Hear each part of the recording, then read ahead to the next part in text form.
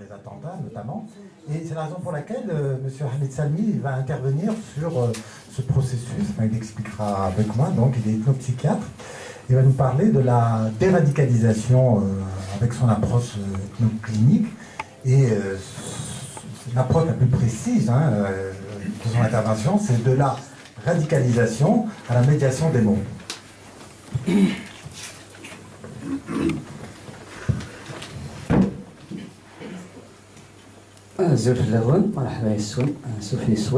Vous avez laissé le soleil, la lumière, vous êtes entré dans ce sous-sol là. Voilà, je ne sais pas pourquoi. C'est bébé. C'est bébé. Voilà. Un sous-sol illustre par la présence des personnes. Voilà, donc vous avez fait entrer le soleil quand même. Alors je remercie mes amis Ahmed qui est à côté de moi. Mohamed, je sais pas, il est là aussi. Voilà, il est là-haut. Voilà. Loin, prendre la distance comme ça, on ne sait jamais. Et donc ils m'ont appelé et Mohamed, il m'a dit 20 minutes je crois. C'est lui qui m'a dit 20 minutes d'intervention. Je dis 20 minutes d'intervention, c'est Azul Dawen, etc. Comment vous allez, tout ça. C'est extraordinaire, 20 minutes d'intervention. Alors je dis ça parce que c'est la théorie dans laquelle je travaille et la technique est très complexe. Le risque c'est qu'on, si on ne la comprend pas, on ne comprend pas la suite sur le thème que je vais traiter. Donc ça je vais juste, si tu le permets, vite qu'on doit rendre la salle à 18h. Ben oui, donc si tu as 40 minutes, c'est déjà... Je vais juste parler du dispositif, la radicalisation, peut-être dehors on va se... Voilà, on va régler nos comptes après à l'extérieur, hein, c'est ça. Donc le risque c'est qu'on rejette, quand on la voit de l'extérieur, cette théorie, on va dire, ou quelques propos que je puisse prononcer, de la mettre justement soit dans le relativisme culturel, comme disait Betty, soit dans l'essentialisme, soit dans l'archaïsme, tout ça est dépassé, qu'est-ce que vous me ramenez? Oui. Alors, donc je remercie mes amis de m'avoir invité, la CD de nous avoir accueillis, et j'ai entendu je regrette de ne pas avoir entendu tout ce qu'elle vient de dire Betty. Mais c'est filmé, on aura l'occasion de la... Voilà, et je souhaite un prompt rétablissement à Sabrina, c'est ça? Sabrina. Le A est parti. Donc j'ai entendu Mali, en Darija Mali ça veut dire qu'est-ce que j'ai, et puis ça veut dire aussi mon argent Mali.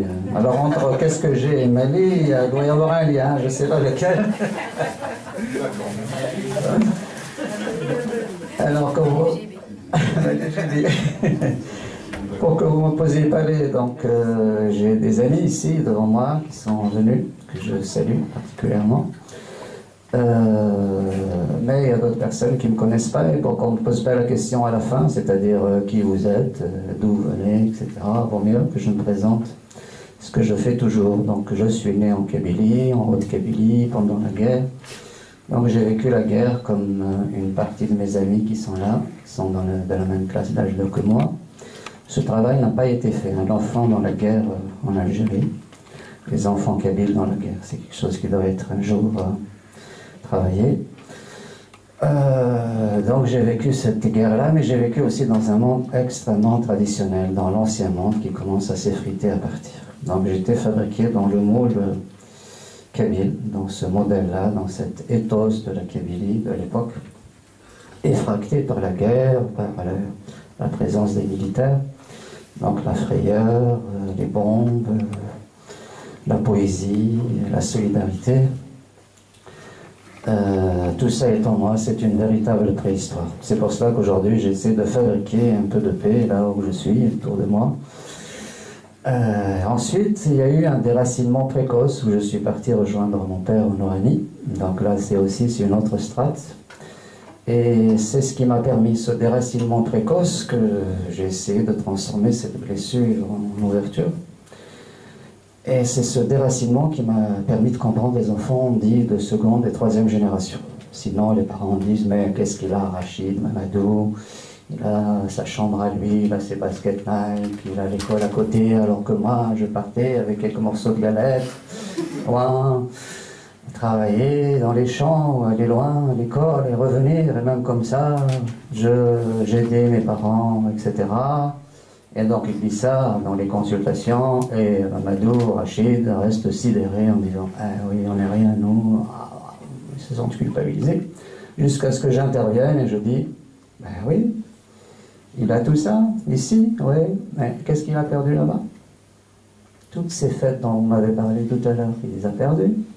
Ces mausolées, ce cimetière, les ancêtres, toute la lignée maternelle, toute la lignée paternelle, les voisins, les cousins, toute cette solidarité, tous ces rites agraires, un monde avec une densité ontologique extraordinaire et qui s'est évaporé du jour au lendemain dans les grandes villes de solitude, comme disait la chanson, et de l'anonymat. Alors là, le père ou la mère reste sidéré, parce qu'en fait, les yeux du poisson voient dans l'eau, mais ne voient pas l'eau. L'eau, c'est précisément la culture, le monde dans lequel on a été façonné. Et les yeux, si l'on peut dire métaphoriquement, c'est la psyché. Donc il n'y a pas de psyché hors culture. Culture, c'est elle qui nous fabrique. Une langue fabrique un groupe, un système de parenté fabrique un groupe, un système initiatique fabrique un groupe, un système culinaire, ça vous rappelle quelque chose pour l'immigrant. Quand tout disparaît, reste le système culinaire, fabrique un groupe, et à l'intérieur de ce groupe, chacun contribue à fabriquer d'une façon ou d'une autre ce système, ou à le modifier, comme dans des mouvements politiques, idéologiques, culturels, à modifier, à faire des emprunts, à transformer. Mais on est bel et bien fabriqué dans un monde. Donc, donc j'ai vécu dans un petit village, et ensuite il y a eu l'indépendance, avec les petits noirs qui sont partis en portant une partie de notre mémoire, et en laissant une partie de leur mémoire à eux. C'était aussi une métamorphose, une transformation, un choc, un traumatisme aussi, à certains égards. Je l'ai vécu, et puis, comme tous les berbères qui sont là, l'arabisation violente, idéologique, pauvre, médiocre, que nous avons tous vécu. Donc j'ai vécu, et donc là aussi j'ai réagi tout petit. Et j'avais déjà lu des livres d'histoire, en fait, étant encore petit, où j'ai lu l'histoire, en fait, de l'Algérie, déroulée en français, page par page, l'histoire de France avec l'histoire d'Algérie, et j'ai su bon, ce qui s'est passé assez tôt quand même, parce qu'après l'histoire a été arabisée, et donc du coup on ne sait plus qui sont, l'histoire ancienne est effacée, ensuite quand on parle des Almohades, des Almoravides, les gens pensent que c'est des Arabes, les Ibadites, Khalégites, etc. C'est une vraie bouillie de chum à la tête des Nord-Africains, aussi bien ici que là-bas. Donc moi j'ai rétabli cette perdue dans le temps, et j'ai essayé de me rétablir via l'histoire, et ensuite l'anthropologie. Comment est arrivée l'anthropologie? Justement à l'époque, là, l'ethnologie était condamnée par le régime, on va dire, algérien de l'époque, avec les berbères bien sûr, avec la culture berbère, mais aussi le maraboutisme, les façons d'être, les rituels initiatiques, avec le mouvement réformiste, l'Islahia, fameux Ben Badis, qui a ses prolongements ou ses antécédents là-bas en Orient, depuis Mohamed Abdou, Jamal Din Aframi. Et c'était une façon aussi en fait, de transformer notre monde. Il y a eu quelques petites éclairs intéressantes où on a essayé de moderniser, comme on dit, l'islam. Mais en fait, on a en même temps disqualifié la culture ancestrale, la culture berbère. Donc du coup, je me cherchais à cette époque-là. Je me disais dans quelle discipline je pourrais rétablir l'ordre du monde qui m'habite. Justement, j'avais lu ce dont Freud, et ensuite monsieur avait parlé d'un monsieur de Wilhelm Reich, etc. Et Jung aussi. En fait, j'ai vu qu'ils ne s'entendaient même pas entre eux, alors que j'étais radicaliste, en fait. Je cherchais une matrice de signification et de prescription du monde unifié, total. Déraciné que j'étais, même avec des parents qui, eux, sont restés dans la culture traditionnelle, Mais qui pouvait pour moi médiatiser le monde de l'école, en français d'abord, ensuite en arabe du classique, et donc le monde français, le monde arabophone et le monde berbère d'où je venais. Eh ben, j'avais pas de médiateur, je cherchais. Donc on a lu des fois nos écrivains, Feraoun, Mamri, etc. C'était des médiateurs, hein, Jean Amouche, Samouche, mais des médiateurs un peu impersonnels, loin. Je cherchais un médiateur proche, mais il n'y avait pas ces médiateurs. Donc je devais me transformer moi-même en médiateur à mes risques et périls. Donc parti de rien, j'arrive à rien, mais tout seul. Disons, j'ai commencé à lire donc les livres d'anthropologie qui étaient interdits. Au final, je voulais faire justement médiateur, diplomate. On m'a dit l'ENA, tout ça. Je voyais l'ENA comme une école de la diplomatie. Après, on m'a dit non, tu vas avaler des livres de droit. Et voilà, j'ai dit, mais je suis plein de monde à l'intérieur de moi. J'ai besoin d'un espace pour étudier les mondes qui m'habitent. Je n'ai pas besoin encore d'avaler. J'en pouvais plus. Je commençais à avoir des symptômes. J'étais un très bon élève. J'avais des crampes. Ça veut dire que je ne pouvais plus avancer. Là, il fallait réfléchir. Oh, il fallait se faire soigner. Mais il n'y avait personne autour de moi pour me soigner. Alors, donc je dis, ok, il y a paraît-il la psychanalyse, tout ça. Ouais, j'ai pensé que c'était l'âme universelle, que ces chercheurs étudiaient l'âme universelle. Donc j'ai commencé à les étudier. Oh, c'était des théories, en plus traduites en arabe, dans un arabe approximatif. L'inconscient s'appelle la shol, ça veut dire non-sensibilité. Donc tout était complètement... Enfin moi, à mon époque, il y avait encore la psy en français. Heureusement, mais néanmoins, même comme ça, je voyais aucun lien avec mon monde. Je voyais des gens se faire soigner par des marabouts, des guérisseurs, agora, comme on dit au Maroc, des guérisseurs de toutes sortes, les confréries, la transe, les djinns, les esprits. Je dis, mais on ne nous enseigne pas tout ça? Qu'est-ce que je vais devenir? Comment je vais soigner les gens? En leur posant des questions comme les psychologues. Ta maman, ton papa, ils vont être pas contents. Je te dis que j'ai mal ici, mon estomac là, ça irradie là, et ça me prend là, et tu me parles de mon père et de ma mère. Et le psychologue se sauve parce qu'ils sont tellement en colère. Donc c'est à ce moment-là, donc j'ai dit, bon, je vais étudier tout seul l'anthropologie berbère, l'anthropologie des mondes. Et c'est à ce moment-là que j'ai rencontré un monsieur qui était ethnologue, qui avait étudié chez qui avait étudié les Indiens du Canada. Et il se posait des questions sur notre... C'était un coopérant d'enseigner la psychologie sociale, il se posait des questions sur notre culture. Et mes camarades lui ont dit, voilà, il y a un spécimen ici qui s'intéresse à nous, c'est Hamid Salmi, on est devenus des amis. Et je lui ai dit, j'ai envie de faire un travail sur les techniques de guérison, ici et maintenant, et voir, de les étudier de manière, comme on dit, scientifique, une certaine scientificité. Et il m'a dit, ben, lui, qu'il était l'étudiant de Georges Devreux, donc le fondateur de l'ethnopsychiatrie. Donc c'est comme ça que j'ai passé mon mémoire. Qui a reçu un accueil très mitigé par les psychologues classiques, les réformistes, ceux qui rejettent l'ethnologie, l'anthropologie. Ils m'ont donné quand même la moyenne, j'étais pas content, j'ai envoyé ce mémoire à Georges Devreux, il dit mais oui, c'est exactement ça, c'est la discipline.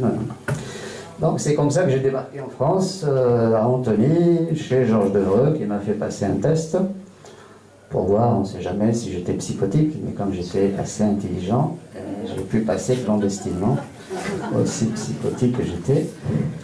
Et donc depuis, voilà, depuis je suis dans le monde de l'ethnopsychiatrie pratique. Parce qu'après, le problème, c'était d'appliquer. Ok, on a encore une fois les théories. Je ne vais pas m'étendre encore sur la théorie, sinon ça va nous faire toute une... voilà, ça sera une veillée. Et là, j'avais les travailleurs migrants qui se plaignaient justement de l'estomac, de la tête, après un accident de travail, un accident somatique, un accident de la route, ils ne se rétablissaient plus. Et ils demandaient à ce qu'on cherche, qu'on fasse des investigations cliniques de toutes sortes. Et un jour, j'ai entendu « c'est dans le sang ». Je me dis « c'est dans le sang », ça me dit quelque chose, les Kabyles. « Sif Yedaman ». Ça veut dire ils parlent du système de parenté, il parle de la transmission, il parle des ancêtres. Un autre jour, quelqu'un me dit, mais j'étais voir les Gnawa du Maroc. Et un des Gnawa m'a dit, notre savoir est dans l'os. Après, j'ai entendu un patient me dire, il faut chercher dans l'os.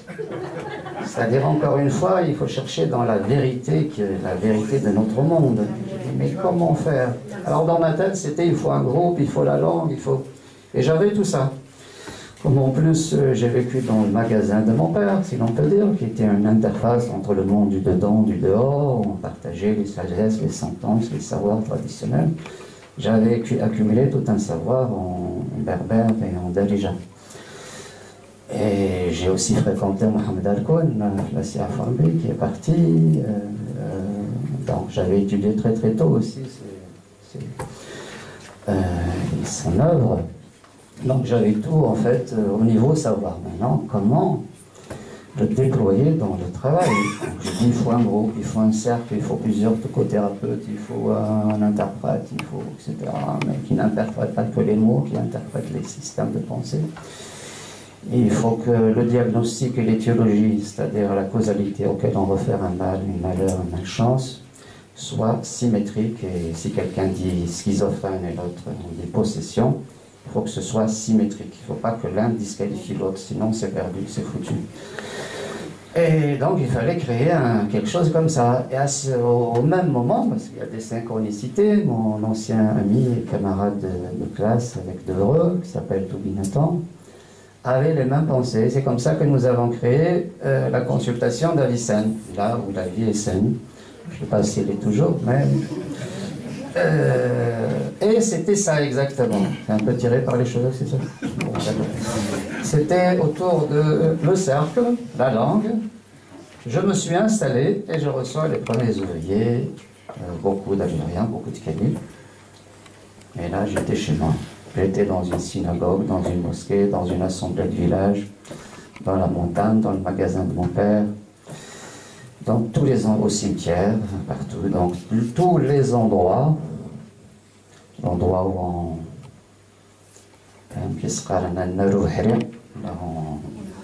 sépare le grain de l'ivraie, tous les lieux du socius, tous les lieux du social, de l'essence du social. Et je me suis assis et en fait je me suis remembré, je suis devenu moi-même, toutes les parties de moi étaient là. Et depuis, je ne me suis jamais levé. Pas comme notre président, quand même. Mais j'ai... Ah ouais, peut-être qu'il est ex, ouais, c'est pas ex. Donc je me suis assis là, comment dire, Bderija, le Gaïda. Le Gaïda, ça veut dire s'asseoir, être vertical, être enraciné. Je ne sais pas comment on dit en kabyle. Férimé, c'est un vrai férimé. Férimé, c'est ça. On se pose. Et les Africains disent s'asseoir. Ils disent tout simplement s'asseoir. Qui dit s'asseoir, ça veut dire c'est vraiment s'asseoir. Pas sur une chaise, comme ça, tirée vers le haut, non.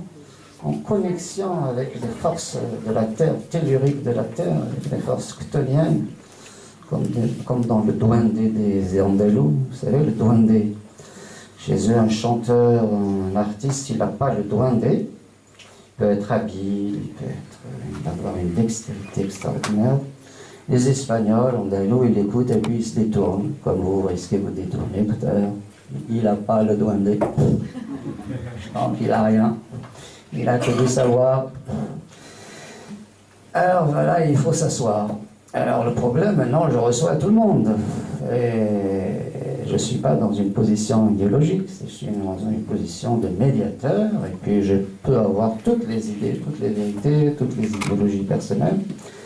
Mais quand une famille entre, qu'elle soit d'origine arménienne, juive, maghrébine, de Tunisie, du Maroc, de Kabylie d'ailleurs, comment entrer en contact pour connaître leur monde de manière la plus précise qui soit, même le village, peut-être la région, parce que je fais toujours préciser le village, d'où la lignée. Moi je suis d'origine, je suis d'une caste en fait de forgerons à l'origine. Alors pour fonder un village, il faut, en Afrique, il faut un forgeron et un marabout, aujourd'hui. Avant je ne sais pas comment c'était. Et donc, voilà, j'essaie d'établir un contact avec tact, avec... donc, c'est de ce dispositif dont je voulais vous parler. Donc, mon travail, c'est comment dire, déployé dans 3 directions. La supervision des équipes. En fait, il m'expose des situations. Les AIMO, tout ce que vous connaissez là comme institution, les CMP, les hôpitaux, plein de sigles, AZE, ARE, etc. Je sais pas quoi, ARE. Les PMI aussi, ben, ils m'exposent les situations. Pendant 2 heures, ils aiment parler parce qu'ils exposent des faits, des faits, des faits. La France, c'est un État, ils écrivent, hein. Transformer après, ils s'en foutent, mais écrire, écrire, écrire. Ils écrivent. Donc, les dossiers s'arrangent comme ça. Chez les juges, je suis expert aussi auprès des tribunaux, plus le dossier s'élève en hauteur, et moins la personne existe. Elle devient un démon, un djinn invisible. Donc, comment réduire ce dossier et faire apparaître comme un magicien la personne. Donc, en fait, ils reçoivent des personnes qui ne sont pas là. Le jeune, une éducatrice m'a dit un jour, je trouve que c'est paradigmatique, un jeune m'a dit, tu sais, je ne suis qu'un hologramme. Et il a tout dit. C'est-à-dire, tu reçois la partie fantomatique de moi. Mais moi, je suis composé de plusieurs parties. Tu reçois la partie en sorte française, voilà. Mais les autres parties sont perdues. Donc, les supervisions des équipes depuis maintenant une 30aine d'années, les groupes de parole. Donc, c'est là que j'ai vu les problèmes de radicalisation. On m'avait appelé, aujourd'hui on appelle radicalisation, mais j'ai animé un groupe de parole il y a une 15aine d'années, plusieurs groupes de parole dans des lycées, dans des collèges, dans des centres sociaux, avec des femmes dont un représentant est là, un responsable, Christophe. Et c'est des femmes soninké. Moi je suis blanc d'Afrique du Nord. Elles m'ont accepté comme intervenant. Christophe m'a présenté, il a dit, bon, vous allez voir avec ce blanc, c'est pas comment il pense. Un comité là à Stalingrad, assis par terre, les tapis, les femmes soninké. Et j'ai raconté, je dis, écoutez, pour voir si on peut s'entendre, je vais vous raconter ce que c'est, comment une femme soninké part de là-bas, qu'est-ce qu'elle traverse comme épreuve, l'accouchement, le monde des blouses blanches, le placenta volé par les médecins, la solitude, etc. Ils ont commencé à avoir les larmes, ils ont dit, ok, on est resté combien, Christophe, combien de temps? 2 heures. 2 heures, et dans le temps, 3 ans, c'est ça? 3 ans, donc chaque année, il me rappelait parce qu'il pouvait dire c'est bon. Le groupe, donc là, on se faisait quoi en fait? On faisait de la prévention contre la radicalisation parce qu'elles avaient une partie de, elles pensent, comment dire, elles-mêmes, elles ne comprennent pas leurs enfants. Les enfants sont clivés entre le monde du dehors et du dedans. Elles ont la partie du dedans, mais pas la partie du dehors. Ni la mère, ni le père étant disqualifié dans le monde extérieur. Donc, il n'est pas un représentant, une vraie image du père pour les enfants. Donc, du coup, les enfants eux-mêmes se clivent quand ils sont petits, dedans, dehors. Ils reçoivent une transmission effilochée à travers le prisme de la psychologie des parents. C'est pas la culture d'origine, les parents transmettent ce qu'ils peuvent, de manière consciente et surtout inconsciente. Et le problème, c'est que ce clivage-là, il réussit tant qu'on n'est pas encore adolescent. C'est pour cela que les enfants, enfin les mères, les parents, etc., s'étonnent toujours, mais il était gentil, il était studieux, il était, qu'est-ce qui nous arrive, qu'est-ce qui nous tombe sur la tête? Parce qu'en fait, à l'adolescence, le clivage doit céder pour devenir un. Comment s'unifier entre le dedans et le dehors, et unifier toutes les parties de soi-même? Avec la maturité affective, sexuelle, si je dis à quelqu'un je t'aime, je l'aime quand je suis à la maison et quand je sors je l'aime plus, comment ça se passe? Vous voyez, on est morcelé à l'intérieur et du coup ils morcellent eux-mêmes les endroits qu'ils fréquentent. La mosquée ne doit pas rencontrer la rue, il ne doit pas rencontrer les parents, il ne doit pas rencontrer l'école, il ne doit pas. Ils se morcellent comme ça, mais à l'adolescence se déclenche un processus d'unification et c'est là le mécanisme de tous les dangers, c'est là où il y a les conduites à risque. Parce qu'en fait, ils vont produire des accidents, ils vont produire toutes sortes de traumatismes pour se métamorphoser, en vue d'une métamorphose. Et la police est contente quand il les arrête. On l'a arrêté, tout le monde est content, il a été jugé. Mais en fait, Mohamed, il est tout heureux quand il est arrêté. Enfin, il y a les murs de la prison qui vont le contenir. Ils vont le contenir pendant 6 mois, il sort, et à nouveau, 6 mois après, il commet un larcin, il revient avec un grand sourire. Ouf, je peux m'unifier dans ma cellule, hein, avec le courant alternatif, je pense à muscler le crâne, tout ça, le cerveau, et à nouveau quand ils sortent. Donc je me disais depuis longtemps, s'il faut un travail, la butée c'est la justice et la police. Donc s'il faut un travail, faites-le en prison. Ils ne le font pas. Récemment, en Pontoise, Bia est là, parce que c'est elle qui m'a mis en contact avec ces personnes de Pontoise. Et Malek, notre ami de Pontoise, me raconte, il dit, j'ai assisté à une réunion avec le responsable de la prison et tous les... Il pleurait en fait, il disait, il n'en pouvait plus. Il n'en pouvait plus, et Malek m'a appelé, il m'a dit, tu sais, on leur envoie des petits psychologues formés à la notion de sujet, lacanien, etc. Et en fait, ils les retournent, c'est eux qui ont le dessus, au final, parce qu'ils n'ont aucun outil véritablement culturel, interculturel, théologique, tout ce qu'on veut. Voilà. Ils font de la psychologie à la petite semaine, et ça ne marche pas. Donc je disais, il faut faire ce travail-là. Et il y a un autre lieu, il faut faire le travail contre la radicalisation, et c'est le travail le plus extraordinaire que j'ai jamais fait, c'est dans les écoles en fait, avant l'adolescence. Avant l'adolescence, les symptômes sont à ciel ouvert, et donc on peut mettre un sens dessus très très vite. Au bout d'une ou deux consultations, ça y est, j'ai compris. Voilà, un petit griot, un petit enfant de caste griot, un bombard. Il était très studieux, il a depuis 6 mois, il n'étudie plus, on ne comprend pas, il est violent vis-à-vis du maître, etc. Donc on fait le travail, et puis il se trouve que 7 mois auparavant, il a perdu son père. Et en fait, cet enfant devait être intronisé en tant que griot parce qu'il a reçu, il avait 9 ans, il a reçu toute une partie de son héritage. Et donc le fait qu'il n'ait pas cet enracinement, l'école pour lui, elle allait infirmer son être. Elle allait disséquer son noyau. Je dis ça comme ça dans l'après-coup, c'est pas comme ça que je pense consciemment, mais en tous les cas, l'effet c'est ça. Donc j'ai demandé, la mère étant esselée, j'ai dit il faut introniser cet enfant, lui donner sa place. Sitôt que ça a été fait, terminé, il a repris ses études, je sais d'où je viens, je sais où je vais. Un autre petit enfant soniqué, pareil, il est récalcitrant, comme disait le prof, l'instituteur. Et je dis depuis combien de temps? Ben, depuis 4 mois, qu'est-ce qui s'est passé avant? Il y a 5 mois. C'était un jumeau qui s'appelle Lansana. Alassane, Lansana, c'est des noms de jumeaux chez les soniqués. Ben, on ne sépare pas les jumeaux chez les soniqués. On les a séparés. Donc est-ce que je ne vais pas dire maintenant il faut à nouveau les remettre? C'est pas ça. Je dis juste aux parents, est-ce que vous connaissez les rituels à faire pour les jumeaux? Le père étant jeune, je ne sais pas, même mon oncle, il connaît, il a des jumeaux, il a appelé son oncle, il fait les rituels à la maison pour laisser les jumeaux ensemble et après ils peuvent se déployer. Une fois qu'il a fait ça, les jumeaux ont repris le travail.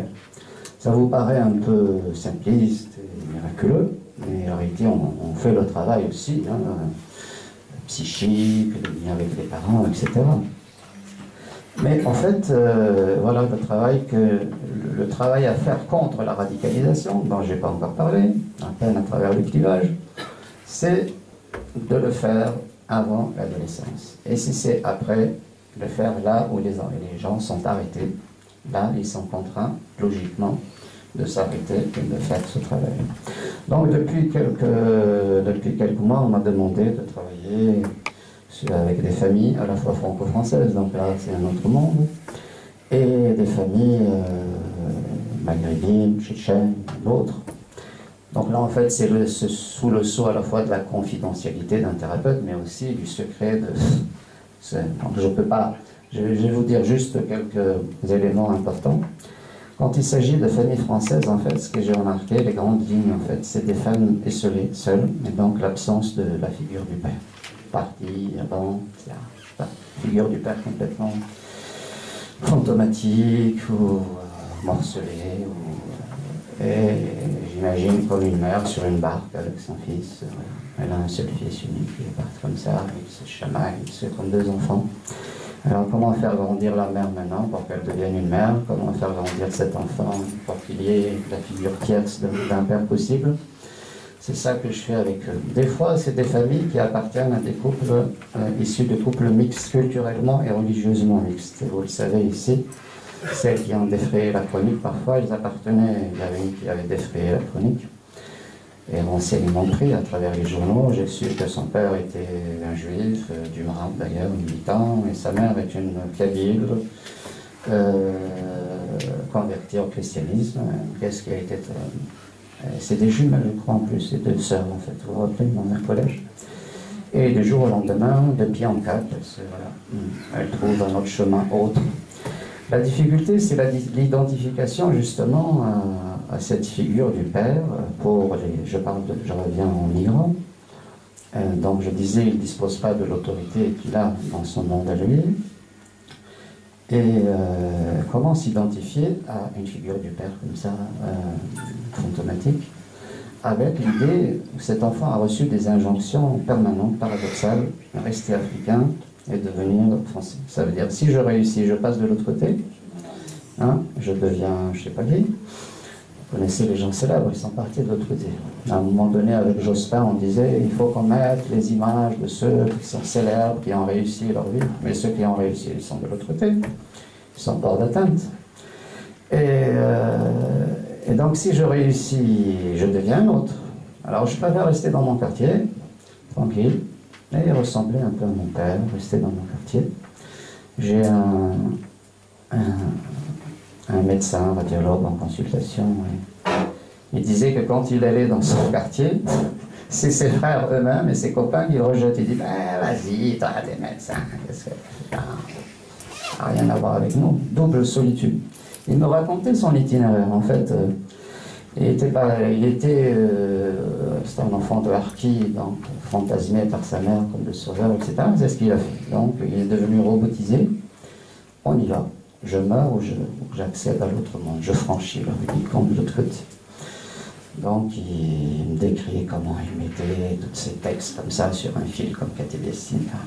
Il apprenait Et une fois il a passé son doctorat, lui, Betty. Bon. Il est arrivé, mais c'est risque et péril. Il passe son doctorat, il le donne à sa mère, et c'est la bim, la chute. C'est comme ça que j'avais formé sa femme. Il dit, il y a peut-être quelqu'un qui peut. En fait, il avait fait plusieurs psys. Ça ne marchait pas. Quand il est arrivé dans le cabinet, on a fait l'entretien, il m'a dit, vous m'avez vu. Parce que son truc, c'est de voir. Il est radiologue aussi. Et voir à l'intérieur. C'est pas écouter, c'est voir. Parce que là, dans la thérapie traditionnelle, il s'agit de voir, pas d'écouter. Donc il m'a dit, vous m'avez vu. Et je lui dis, je vous ai vu, mais vous aussi, c'était pas facile. Vous avez tout un bavardage, un charabia, je sais pas comment dire, une tchatche comme ça. Il m'a dit, c'est vrai, j'ai une tchatche spécialisée pour les médecins, pour la concierge, pour ma femme, je suis jamais moi-même. Et je dis, bon, on va reprendre les mots de votre enfance, les mots d'une région arabophone. Donc il a commencé à prononcer des mots en arabe et l'émotion est venue avec. Parce qu'il ne faut pas oublier que la langue française est une langue instrumentale, abstraite, elle est très bien pour disséquer, pour polémiquer, pour se disputer, pour avancer aussi dans la science, mais pas très bonne pour l'inconscient. Parce qu'elle manque d'ambiguïté, elle manque de métaphores, elle manque d'images, elle manque... Et puis les cisailles, vous voyez, un kabyle, dès qu'il commence à parler en français, comme voilà, vous voyez, impitoyable. Alors que si c'était un kabyle, si je parlais en kabyle, je dirais, comme dirait Hassan, Ishouvaïd, il me semble que... Voilà, donc c'est pour cela que la traduction est nécessaire. Et la traduction est un travail thérapeutique, passer d'un monde à l'autre. Hein? Quand vous dites nostalgie, ça veut dire l'algie, la douleur du non-retour.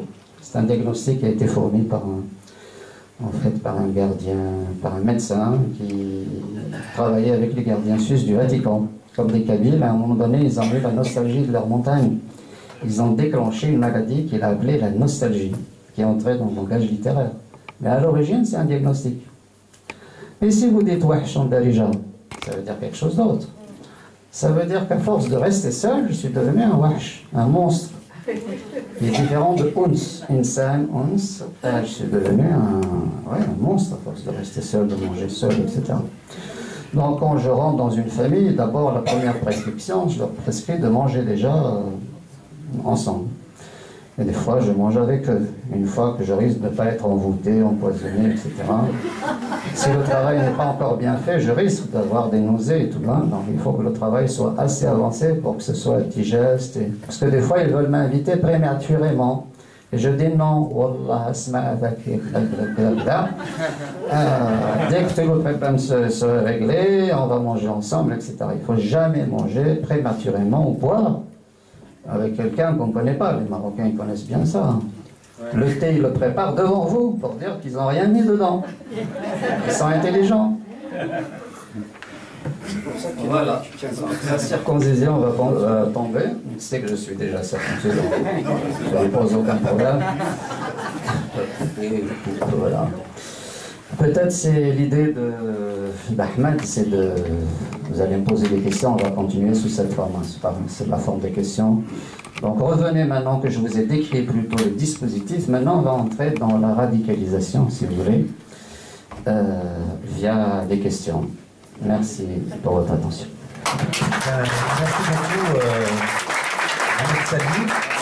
Je crois que c'est une approche qui est à la fois scientifique et empirique. Voilà. Et ça nous change, si je puis dire, des soi-disant anthropologues qu'on voit sur les plateaux de télévision, qui parlent de déradicalisation à travers le prisme du sensationnel.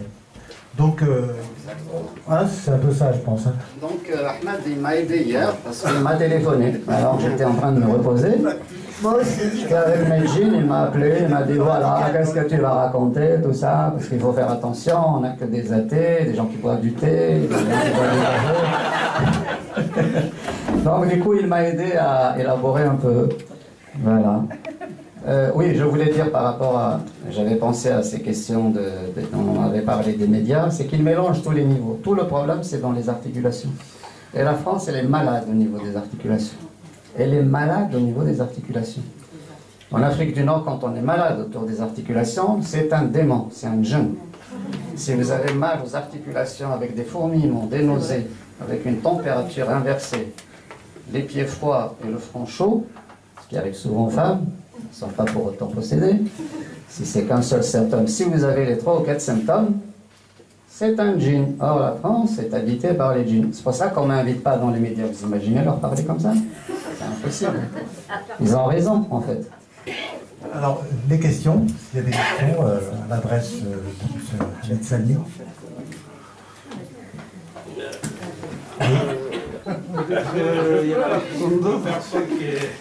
Puisque personne ne pose. Moi j'ai des questions à poser, mais je préfère que la salle. S'il vous plaît.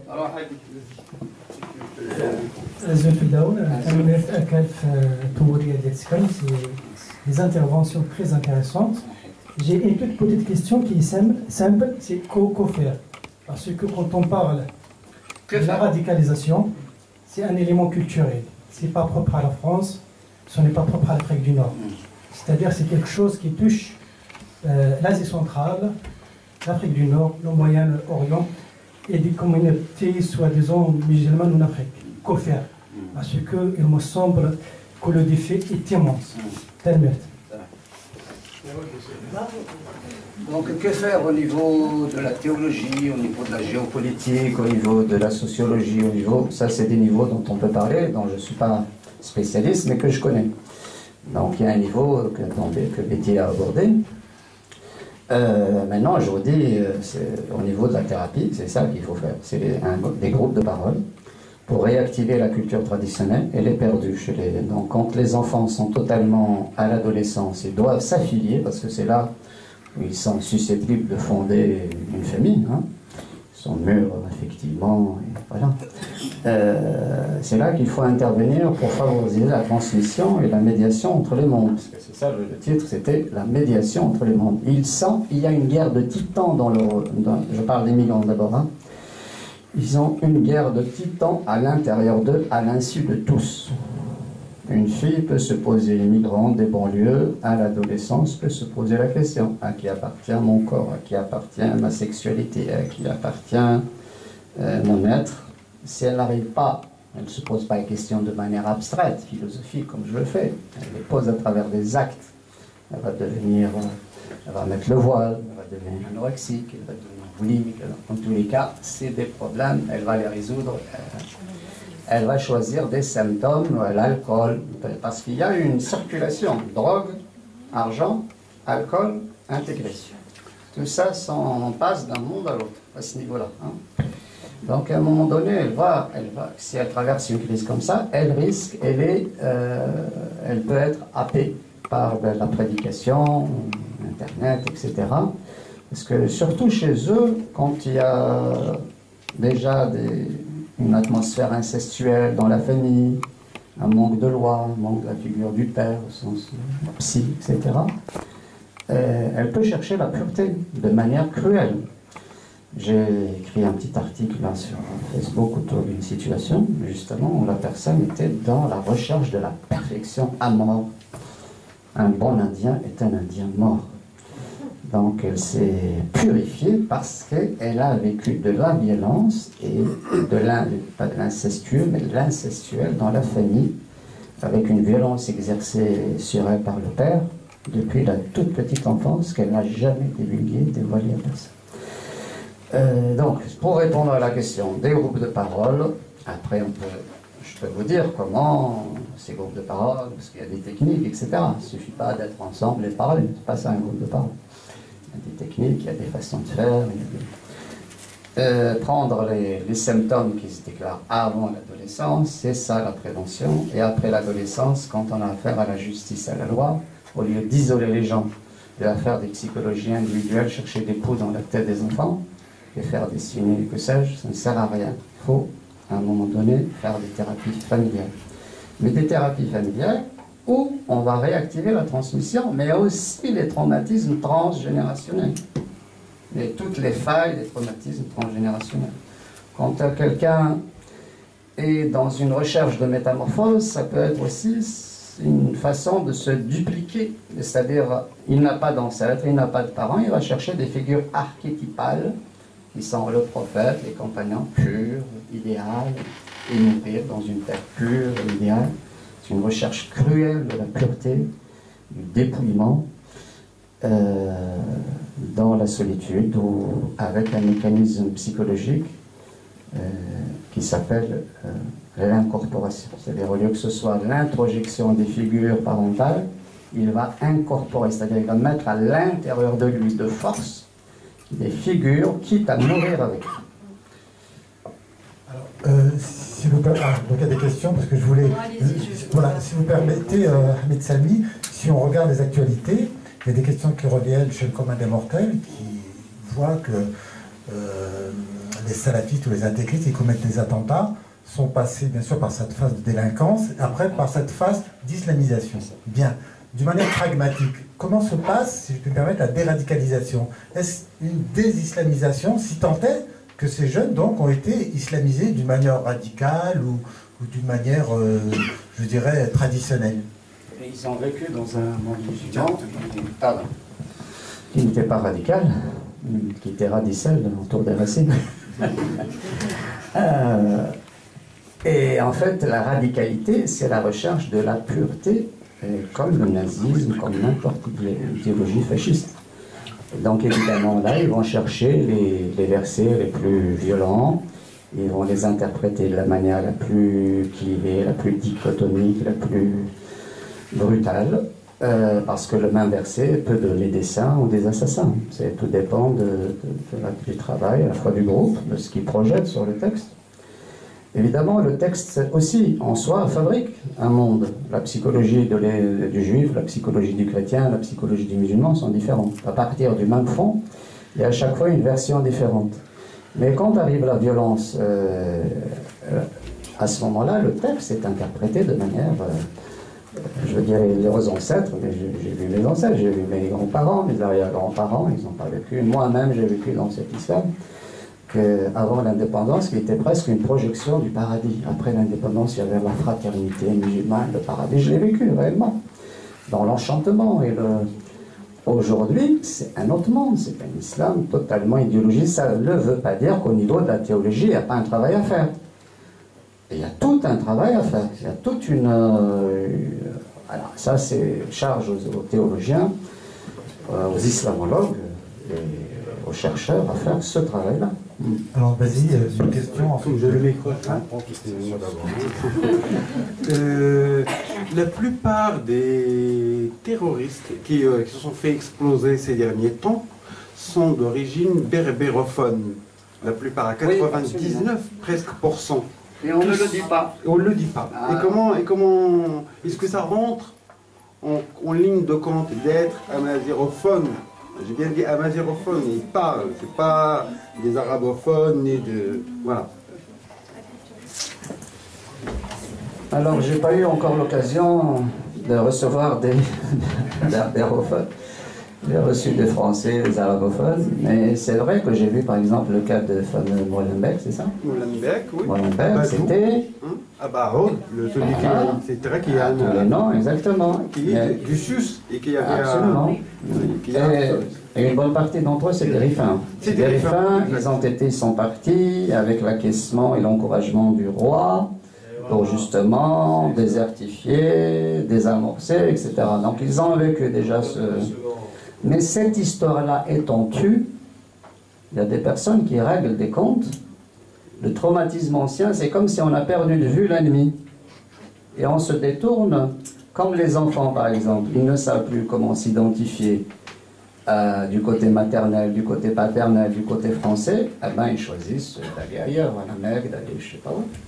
Eh ben, c'est pareil, c'est ce qu'ils font. Mais il y a des traumatismes en rapport avec l'histoire des Berbères, qui n'ont jamais été travaillés, qui ne sont pas évoqués au niveau justement de ce travail de groupe de parole. C'est ça qu'il faudrait faire. L'histoire, ces jeunes-là ne connaissent pas leur histoire, ne connaissent pas d'où ils viennent, ne connaissent pas leur monde, ne connaissent pas. Et donc ils sont victimes du même mécanisme de je vais mettre à l'intérieur de moi de la pureté, parce qu'en plus, la culture de leurs parents est disqualifiée, aussi bien par le monde occidental que par le monde arabo-musulman, disqualifiée des deux côtés. Elle est disqualifiée des deux côtés, et c'est une culture orale. Et là où les choses échappent à tout le monde, c'est qu'on est passé d'une culture orale à une culture écrite, et la culture écrite, elle peut mener vers l'intégrisme. Pourquoi? Parce qu'elle est quasi scientifique. Les jeunes lisent les manuels, le Coran, ils le lisent comme un manuel scolaire. Ils connaissent la géographie, ils connaissent les maths, ils connaissent l'algèbre, ils connaissent... Bon, ce mot-là veut dire ça. Donc ni métaphore, ni niveau d'interprétation, ni contextualisation, ni rien du tout. Ils le lisent, et en plus ils sont encouragés par les prédicateurs. Ils disent, parce que c'est aussi disqualifié par les prédicateurs, vos parents ne connaissent rien. Et le problème des groupes de parole, c'est ça, c'est comment extraire ces pensées traditionnelles, montrer toute la richesse, comme on l'a fait avec les femmes soniquées. Parce qu'elles aussi, elles commençaient à laisser, bon, nous c'est un pot de terre contre un pot de fer, c'est quoi un soniqué face à une civilisation occidentale puissante? Rien. Et puis elles ont vu l'inverse, et même plus que ça, les franco-français qui commençaient à percevoir le monde des soniqués comme une richesse. À tel point qu'une fille avait dit, mais Christophe, on est le témoin, c'est ça lors de l'évaluation, qui était un agent de développement dans le groupe. Elle travaillait avec moi. Elle a dit, c'est grâce à ces femmes que je suis parvenu à devenir mère. Je ne savais pas ce que c'est qu'une femme, ce que c'est qu'une mère. Donc ce travail-là est à faire. Et donc pour répondre à votre question, la disqualification de la culture orale, qu'elle soit berbérophone et même dalijaphone. Parce que le plus dur, c'est qu'aujourd'hui, l'élite berbère se rend compte de la valeur de la culture orale, mais pas l'élite des dalijaphones. Eux, ils se cherchent. C'est eux qui ont tracé déjà la voie de la radicalisation en cherchant dans l'écrit. Et la France, elle adore l'écrit. Elle obtient d'écrit. Alors, madame la consoeur, madame journaliste. Merci. Ensuite, Ma question, c'est, on entend souvent le mot déradicalisation comme un son de cloche. On parle beaucoup de la déradicalisation dans les médias, en France notamment. On évoque la création dans un futur proche, de centres de déradicalisation. Vous en pensez, est-ce qu'il y a une réelle, est-ce qu'en France, il y a une réelle politique de déradicalisation? Et est-ce qu'on privilégie aussi, s'il y en a une, cette approche ethnopsychiatrique dont vous faites l'éloge? Bon, là, je vais reprendre peut-être des propos de Betty. S'il y avait, enfin, je m'en inspire un peu. S'il y avait une véritable politique de déradicalisation, je ne sais pas ce que ça veut dire exactement, s'il y avait une véritable, on l'aurait vu déjà au niveau géopolitique. On aurait vu la rupture avec le Qatar, la rupture avec tous ces manuels qui circulent, on l'aurait vu. S'ils font ça, parce que moi, je ne peux pas être instrumentalisé. C'est-à-dire au niveau géopolitique, ils font un peu comme en Algérie. Hein. En Algérie, bon, si tu es intégriste, tu n'as pas des armes, c'est pas grave. Tu passes à la télé, tu fais des livres, tu fais des fatwas comme tu veux. Mais il ne faut pas prendre les armes, c'est tout. Voilà. Et à un moment donné, une fois, ils ont fait passer à la télé le fameux Saadi avec un imam passif. Une fois. S'ils voulaient faire un vrai travail, ils auraient fait une vraie confrontation, à chaque fois, et dans toutes les langues, pas uniquement en langue arabe, en berbère, en français. Ils ne l'ont pas fait. Ce qui les dérange, c'est les bombes, c'est ce qui les dérange, c'est la prise de pouvoir et les armes. Donc en France, on dirait, ils veulent obtenir à moindre frais une déradicalisation sans faire le travail au préalable, comme ce que devrait faire l'Algérie, c'est-à-dire le travail justice et vérité, comme la tentative qui a été faite au Maroc, concernant les 200 000 morts, plus les 127, 128 morts au Kabylie, etc. Ça commence par ça.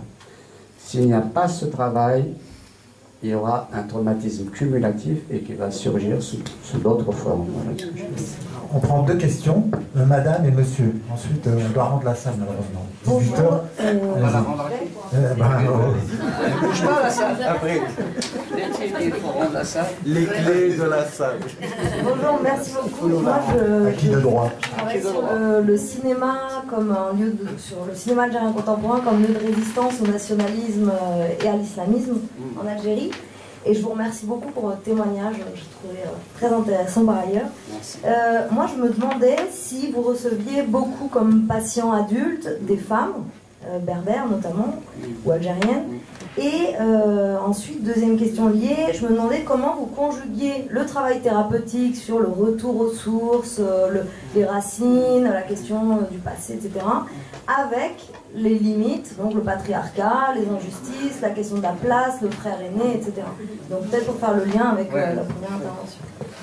Il faut distinguer, merci pour votre question, distinguer deux choses. La culture telle qu'elle fonctionne dans son milieu naturel de manière la plus optimum, avec toutes ses richesses et sa créativité interne endogène. Ces cultures ne fonctionnent plus de cette façon-là, ils sont effractés, abîmés, etc. Mais on peut dire un système de parenté, il est comme ça, un système d'initiation, il est comme ça à l'origine, et voir comment il est transformé dans la migration. Parce que c'est tout un équilibre. C'est là où je veille sur l'homéostasie de... Donc il y a déjà ça, les dysfonctionnements d'une culture qui fonctionnait d'une certaine façon dans le pays d'origine. Quand je dis d'origine, ça peut être les Soninké, les Arméniens, etc. Et comment la transplantation induit des choses, des dysfonctionnements structurels. C'est-à-dire que la famille le veuille ou pas, c'est même pas lié à leur propre inconscient ou conscient. Ensuite, évidemment, les transactions qui se passent dans cette famille. Il y a de la violence, il y a beaucoup de violence. Les climats incestuels, parce que quand une famille est transplantée, elle a tendance évidemment à préserver un ordre, elle s'enquiste, elle n'a pas cet échange avec le milieu, avec l'environnement. Donc du coup, elles s'enquistent, elles essaient de se préserver, et l'ethnie elle-même devient une famille. Quand vous dites nous les Kabyles, si vous êtes en Kabylie, vous dites pas nous les Kabyles, sauf si vous tenez un discours politique. Vous dites nous les Atmahans. Pardon. Et c'est pour être plus discret, faire passer des trucs. Planétairement. Non, c'est pour brouiller un peu le message, c'est une question difficile, donc des fois je passer à travers, en plus Betty est là, on ne sait jamais. Ah bah oui, aux aguets, c'est commence à valoriser le patriarcat, tout ça, c'est la guerre après.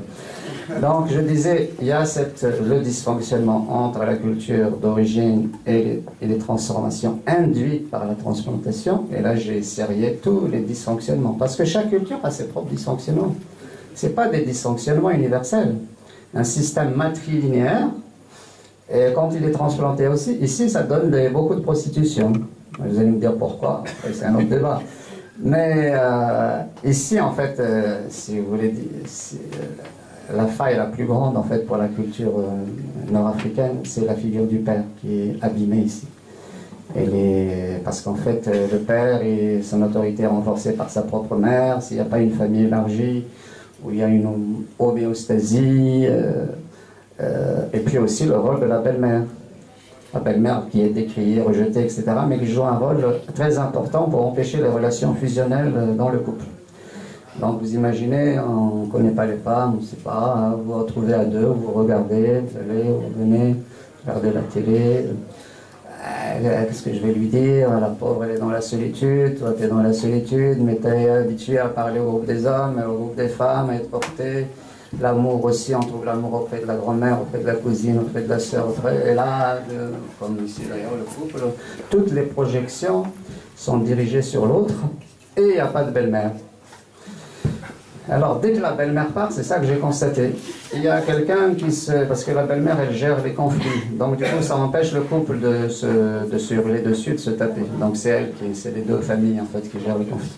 Dès que la belle-mère disparaît, il y a un enfant qui se dévoue pour créer le conflit autour de lui, comme ça, le couple est tranquille. On va dire, c'est ça le problème, voilà. Bon, j'ai essayé de répondre un peu à la va-vite. Hein. Alors, une dernière question, devant. Monsieur Iresh.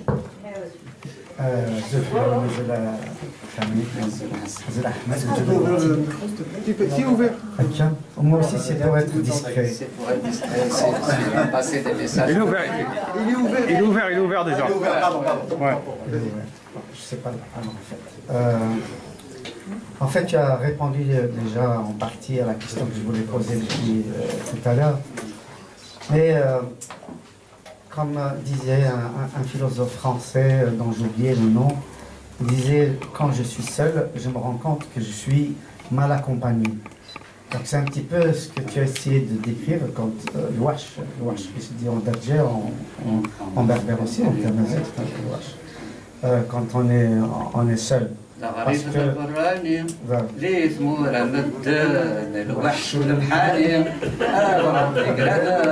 on va terminer comme ça.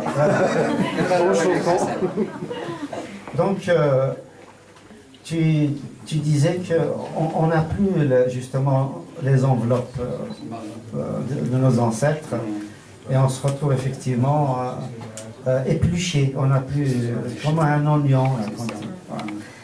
Et en fait, ça se fait à tous les niveaux. Bon, je ne vais pas revenir sur ce que tu as décrit. Ça se fait aussi au niveau linguistique. Madame Najat Vallaud-Belkacem vient de prendre une décision de mettre l'arabe pour les Nord-Africains. Bon, c'est toujours... évidemment, il faut aussi l'arabe, mais qui est l'arabe. Et en plus, pour les petits rifins, les petits kabyles, Chilhayen, etc., bon, c'est leur enlever aussi leur enveloppe et leur mettre une enveloppe qui n'est pas la leur. Donc c'est la voie vers la radicalisation. Voilà, tout à fait. Alors, la question que je te poserai, et que j'ai posée il y a quelque temps à Gilles Kepel, et qui m'a répondu de façon très froide, et qui m'a dit qu'il ne connaissait pas, c'est pour ça qu'il n'en parlait pas. C'est tout simplement l'islam de nos ancêtres que tu as effleuré. Quand on voit comment nos ancêtres ont opposé la zawiya à la madrasa, le mausolée à la mosquée, le marabout à l'imam, le cimetière, le hajj au cimetière, au hajj à la Mecque, l'oralité à l'écrit. Je peux multiplier beaucoup. Alors, aujourd'hui, la France, elle propose quoi? Elle propose le premier islam, c'est-à-dire l'islam dogmatique, officiel, etc., et disqualifie évidemment celui de nos ancêtres. Là, dans cet arrondissement-là du 20e, la mère, qui est une femme extraordinaire, très ouverte, m'a appelé une fois en me disant si notre association pouvait aider à la construction d'une mosquée dans le 20e, parce qu'il y a des musulmans, etc. Et donc, c'était évidemment une bonne intention. Alors, je lui ai parlé justement de cette ligne de démarcation entre l'islam des mosquées, l'islam des mausolées, l'islam des hommes, l'islam des femmes, parce que les rituels dans notre islam ancestral, c'est plus les femmes que les hommes, etc. Et je lui ai dit que j'étais tout à fait prêt à militer pour la construction d'un mausolée, mais pas pour une mosquée. Or, à aucun moment, et un homme politique, un journaliste, etc., un scientifique ne parle de cet islam. Qu'est-ce que nous pouvons faire, Hamid, pour montrer justement que, en partie, la radicalisation, c'est aussi de dire que finalement, l'islam ancestral est disqualifié au profit de l'islam saoudien et qatari.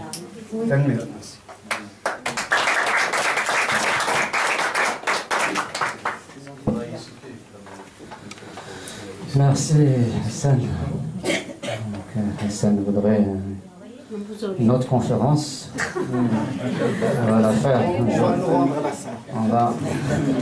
Le jour où on va nous rendre la salle, on fera une conférence justement parce que c'est une question à partager, à élaborer entre nous pour avoir des vraies réponses. Parce que ce qui est occulté, c'est exactement ça. C'est l'oralité et l'islam des ancêtres. Ils n'ont aucune idée parce qu'ils sont dans la culture de l'écrit, ils sont toujours fascinés par la culture savante. Et pourtant, leurs ethnologues, leurs sociologues ont étudié, les anciens, ils ont étudié tout ce, parce qu'ils savent que la résistance venait de là. Est-ce qu'on ne peut pas supposer que justement c'est ça qui les gêne et qu'ils veulent nous dissoudre parce qu'ils sont dans l'universalité à eux et donc ils sympathisent avec une autre universalité. Ce qui les dérange, c'est, comme ils disent eux, parce que ce n'est pas un mot que j'emploie, parce que Sakina est là il y a longtemps, le particularisme. Moi, je ne parle pas de particularisme, moi je parle de monde, de vrai monde, de culture.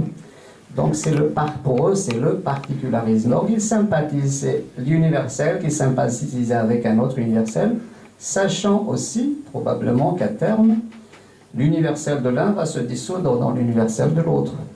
Peut-être, parce que ça, on est dans des trucs de l'inconscient collectif. Parce que Hassan, il pose la question, il dit, mais comment ça se fait? Lui-même, il n'en revient pas. Avec tous les travaux, avec toute la présence berbère massive ici, avec les colloques qu'il y a eu, avec le travail que nous faisons, il n'y a pas encore eu l'émergence de cette idée-là. Mais peut-être qu'elle n'est pas soutenue par beaucoup de monde aussi. Parce que beaucoup de berbères se rangent. L'argent, vous faites définir, je m'excuse de couper la parole, oui. C'est le fric qui fait bouger les gens, c'est le pouvoir. Donc nous, on n'a pas d'argent, on n'a pas de pouvoir. Oui, mais cette idée, on ne l'évoque même pas. Hassan est témoin. On est des militants avec Hassan. On a des militants. Nous aussi, des fois, je cache mon étiquette de psy et je milite avec Hassan quand il m'appelle. On a fait des conférences sur des penseurs, sur des chanteurs, avec Hassan. J'ai enseigné l'histoire de l'Afrique du Nord grâce à lui à l'université de Paris 8 en 1980. Cette idée, je l'évoque avec Hassan, enfin on l'évoque depuis très longtemps, mais la réalité Hassan, c'est qu'elle n'est pas partagée par... C'est bien. Keppel dit, je ne sais pas. Tu vois, là, il s'arrête, oui. C'est pas mon don. Non, mais entre nous déjà, dans la communauté kabyle, les habitants, eux, les gens, ils la partagent avec nous, si on l'évoque avec les femmes, les hommes, du cru. Mais l'élite, ou l'interface, elle n'est pas dans ce monde-là. Elle a fui vers un autre universel, je ne sais pas lequel. Merci beaucoup. Écoutez, je suis désolé, mais on prendra la discussion à l'extérieur. On remercie nos invités, là, donc Madame Ibtissam Bentelashgan, merci beaucoup d'avoir participé à cette rencontre. On remercie Sabrine Bozeriata, on espère qu'elle va se rétablir rapidement. Et bien entendu, Monsieur Hamid Salmi, d'avoir bien voulu se dégager de ses obligations et de venir ce samedi après-midi. Et merci à vous tous et toutes d'avoir répondu à cet appel. Merci.